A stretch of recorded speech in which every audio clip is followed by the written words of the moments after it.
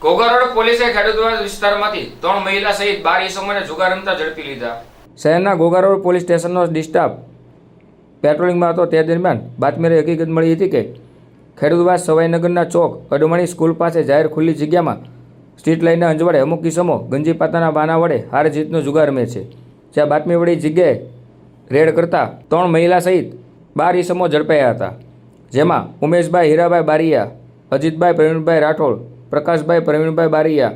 ચિરાગભાઈ પ્રભુભાઈ રાઠોડ, રાજેશભાઈ રામજીભાઈ ધરજીયા, સંજયભાઈ સુરેશભાઈ વાઘેલા, જગદીશભાઈ ધીરુભાઈ ચુડાસમા, બળદેવભાઈ બાબુભાઈ ઠાકોર, વસંતભાઈ વિક્રમભાઈ વાઘેલા, વીરુબેન પરેશભાઈ વાઘેલા, સૌબેન સુરેશભાઈ વાઘેલા, છાયાબેન રમેશભાઈ વાઘેલા સહિત 12 ઇસમોને રોકડ રૂપિયા 10,800ના મુદ્દામાલ સાથે ઝડપી લઈ ધોરણસરની કાર્યવાહી હાથ ધરી હતી।